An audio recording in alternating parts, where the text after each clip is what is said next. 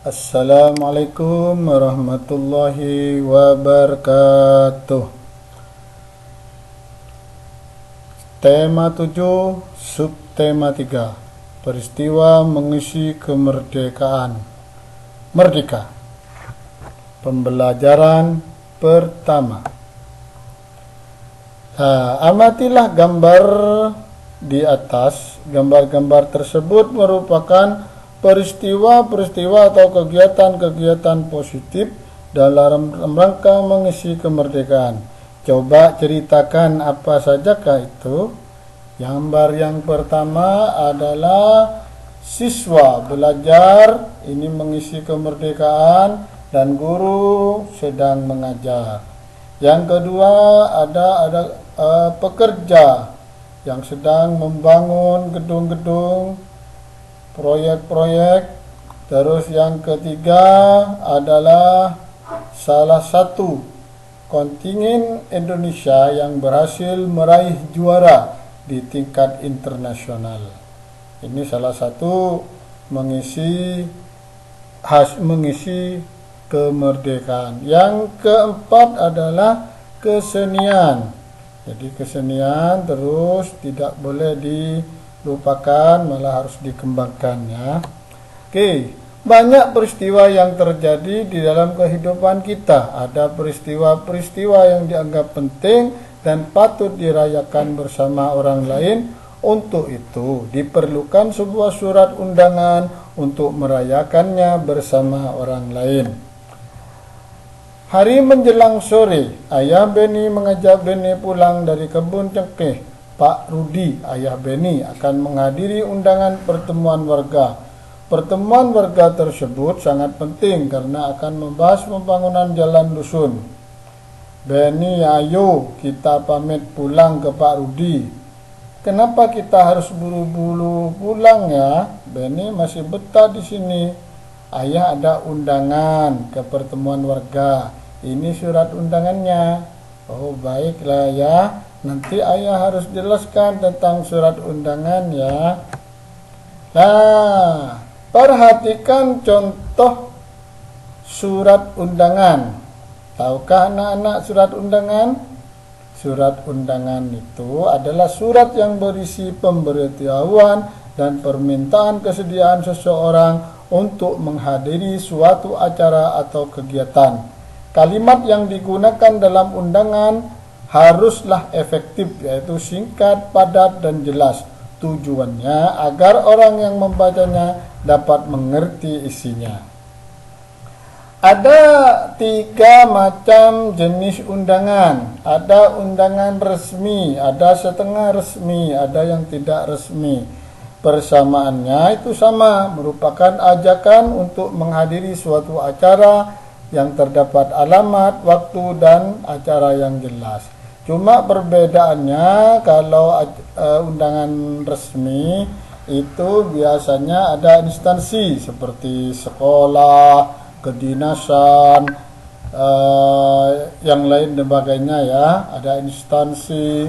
Kalau undangan setengah resmi itu biasanya menamakan perorangan yang ditunjukkan ke perorangan juga, maupun instansi atau organisasi untuk kepentingan setengah resmi. Kalau undangan tidak resmi itu biasanya ditunjukkan kepada perorangan untuk kepentingan perorangan, seperti undangan ulang tahun itu masuk tidak resmi. Nah, ini adalah macam-macam surat. Dalam surat ada yang namanya kepala surat. Kalau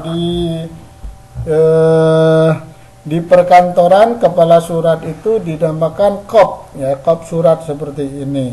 Terus ada alamat dan tujuan, ini yang kedua. Terus pembuka surat seperti ini dengan hormat. Terus ya itu ya, mungkin anak-anak pasti sudah banyak yang melihat kalau orang tua diundang kemana itu. Terus isi surat seperti ini, ada hari, ada tanggal, ada tempat dan keperluannya. Demikian undangan ini namanya penutup. Nah, ini bagian-bagian surat. Terus ada tanggal surat. itu harus ada. Terus ada tanda tangan. Siapa yang bertanda tangan? Adalah yang membuat surat. Itu adalah bagian-bagian surat. Yang pertama ada kepala surat, nama dan alamat tujuan, pembuka surat, isi surat, penutup surat, terdapat tanggal surat dan pembuat surat, ya. Jangan lupa itu ya, diingat-ingat, dipelajari lagi terus. Oke, pernahkah kamu melihat surat undangan yang diterima ayah atau ibumu? Dapatkah anak-anak menentukan bagian-bagian di dalamnya? Perhatikan beberapa contoh surat undangan berikut, lalu lakukanlah petunjuk kegiatannya. Tandai dengan warna merah untuk contoh undangan resmi, tandai dengan warna kuning untuk undangan setengah resmi, tandai dengan warna biru kalau undangan itu tidak resmi. Nah, seperti ini. Ini adalah contoh undangan resmi. Yang ini contoh undangan setengah resmi. Kalau undangan resmi ini bagian-bagiannya surat itu lengkap, seperti ada kop ini ya. Ini adalah contoh undangan resmi. Tapi kalau undangan yang tidak resmi itu biasanya tidak ada kop, meskipun ada tanda tangan dan waktu di sini. Nah, undangan yang tidak resmi seperti ini, jadi to the point ya. Bagian-bagian suratnya itu banyak yang tidak ada. Itu ya, bagian-bagian surat yang ini. Tapi kalau isi surat ada, kepala kop tidak ada, itu cuman ya pembuat surat ada, meskipun tidak ada tanda tangan di situ. Oke.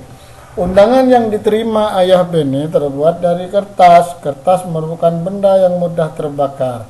Tahukah anak-anak bahwa pada peristiwa pembakaran terjadi perubahan bentuk benda karena color, tetapi tidak mengubah wujud benda. Kertas merupakan benda padat, dibakar dengan api yang panas dan berubah menjadi abu, yang juga masih benda padat, hanya berubah bentuknya. Jadi perubahan wujud benda terjadi di sekitar kita. Salah satu perubahan wujud yang mungkin tidak kamu sadari adalah penyubliman. Pernahkah anak-anak mengetahui kapur barus yang diletakkan ibu di dalam lemari? Kalau di bahasa kita kapur barus itu adalah kamper ya. Kapur barus di lemari pakaianmu dalam beberapa hari akan mengecil dan menghilang dari lemari pakaianmu. Apakah yang sebenarnya terjadi?